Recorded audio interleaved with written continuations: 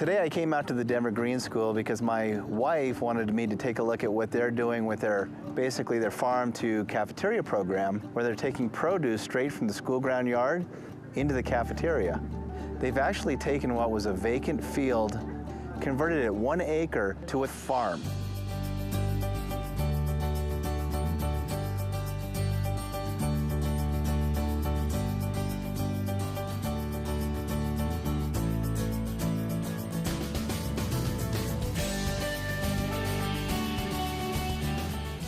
We have a farm and a garden here, and I really like that about this school. At lunchtime, we get to eat the food from the farm, and it's really yummy, like vegetables and cucumbers. So I arrive at the farm and I meet Farmer Meg. So this used to be part of the playground for the school? Yeah, this was just an empty field, a grass field that they weren't using. And they wanted to grow as much food as they could on their campus, so we came in and ripped up the grass and started planting vegetables. My name's Meg Cayley, and I'm the Operations and Outreach Manager for Sprout City Farms here at the Denver Green School Community Farm. Our mission is to cultivate underutilized land, rooting community farms in the city, and bringing good food to people. For us, the relationship with our community partner, Sprout City Farms, is vital. We would not be able to do what we're doing with our farm without them. To be able to get kids outside, get their hands dirty in the farm, and then have them help supply our cafeteria with fresh produce and veggies. Our partnership with the Denver Green School just came out of a pretty perfect marriage. They wanted to grow food, they had the land, we wanted to grow food, and we knew how to do it. Is this better? Is planting vegetables actually take less water or more water than grass? It takes a lot less water than grass. A lot less water? Yeah. Oh, that's surprising. Yeah, grass in this arid climate needs a whole lot of pampering, and you also traditionally water it with sprinklers, and so you lose a lot of water to evaporation. But for our vegetables, we have a drip irrigation system. So you can see here this black tape. Right.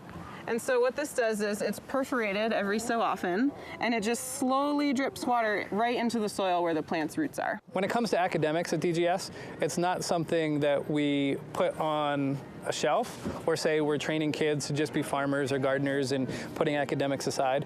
We work really hard to integrate the core content standards alongside our education for sustainability standards. The farm and the garden are integrated in 2 key ways. One is in the lunchroom, in the cafeteria. What the kids are eating and what they're trying in the cafeteria is so much healthier than it was before. And the kids know where their food comes from. They know Farmer Meg, and they know that this stuff was grown outside their back door. When it comes to how we're integrating what's happening outside into the classroom, it's very often that you'll come out here and you'll see a 2nd grade math class doing multiplication out here, and they're doing multiplication by counting rows of cabbage. I usually talk with the teachers before they come out about what they're going over in the classroom right now, what their unit is. So if kindergarten is doing a unit on the 5 senses, when they come out here, we can touch fuzzy leaves and smell things and listen for crickets and birds and just kind of tailor their experience to what they've been studying in the classroom. Do you guys all know my name? Yes, Farmer Meg. Now, Farmer Meg is not just a phrase that was coined by her. Every single kid on this campus is going, Farmer Meg, Farmer Meg, hi Farmer Meg. It is incredible. It's the most marketing of a name that I've ever seen by a farmer. I think it's cute, and it's a very apt title. So what is this sense right here? Eyes. So what do we do with our eyes? See. That's right.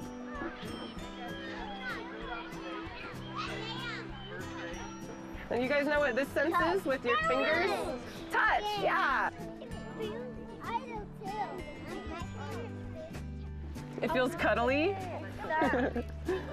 Yeah, this one feels hard. Yeah, that one's a little harder than the soft fuzzy one, isn't it?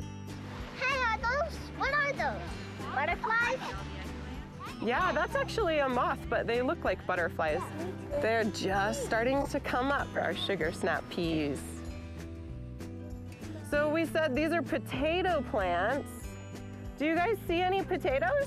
Yeah. Okay, so you guys see how all of the potatoes here are connected to the roots? And then we have stems and leaves coming up on the top, right? What color are the potatoes, guys? They're red, that's right. We always give them something to taste, and the cherry tomatoes are wildly popular, and it's great to go inside when they're eating lunch and just watch them mob the salad bar because they know, they'll say, Farmer Meg, these are our tomatoes, aren't they? I say, yeah, you just had some outside, didn't you? Yeah, no, here they are. They just they love it. Kids' eyes light up in the cafeteria when they know that they help Farmer Meg plant a seed and watch that plant grow, and then months later it turns into something that they're eating on their tray in the cafeteria. The food that they're eating that day might be something that they picked in the garden that morning. And they're excited about lunch. They're excited to be eating fresh vegetables. They're excited to be eating healthy because they've gotten it from the dirt all the way to the cafeteria.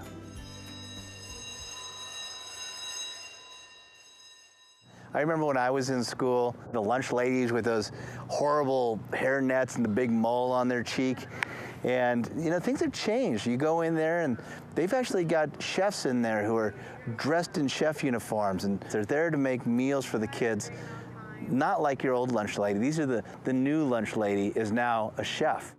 We're not just lunch ladies anymore. Our staff is trained in the culinary arts, and we wanted to elevate them to a higher level, not just a lunch lady. They're working with raw meat, they're working with this wonderful organic produce we're getting from farms and gardens, and they are really an advocate for nutrition in their school. So we went with green. It fits in with the Denver Green School wonderfully, but we're also trying to promote fresh fruits and vegetables, fresh produce, and green is also a sign of some of the sustainability initiatives our department's trying to partner with the district on. Scratch cooking, basically, I guess the short answer would be, it's the idea of actually cooking food in our kitchens. I know it sounds crazy, but we start with skilled labor. We take whole, nutritious food, raw food products, and then process them our way into a final cooked product. We haven't seen a dramatic increase in the cost of the meals from last year to this year, for example. We did take a small increase, but not necessarily anything reflective of what we're offering now. It might be cheaper, sure, to have pink slime or any of the processed foods that you see in cafeterias, but for us, we believe that we're making the right investment. I think if you're going to ask, is it cheaper to do from scratch cooking and have a farm to cafeteria program versus processed food, I think you're probably asking the wrong question. If we start to look at our education system as a whole and how we view eating in school cafeterias across the country, if we're only worried about cost now and what's cheaper, we're missing the point in thinking about the obesity epidemic in the country and diabetes epidemic in the country and healthcare costs. The reason we're going back to more fresh, more from scratch is because we have more control over the sodium, we have more control over the fat, we have more control over what goes into it, and we can utilize school farm produce. It's a win-win for us. I mean, I think we are moving away from a processed food era. We can, as a society, make that leap from that era into the era we're trying to get to, which is scratch-cooked, nutritious, whole foods. I don't think it's a trend that's going away because it can't.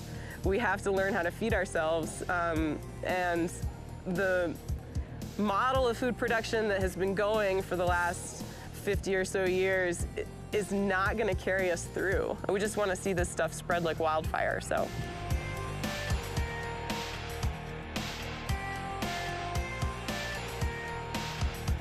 I was actually very surprised when I came back from the Denver Green School. There were so many things that I wasn't expecting when I went there. You had all these people coming together for this incredible cause. You had all these teachers, you had parents, you had students, you had the principal, who were all trying to achieve the same objective, sustainability. And for me to actually see how they were doing it was inspirational.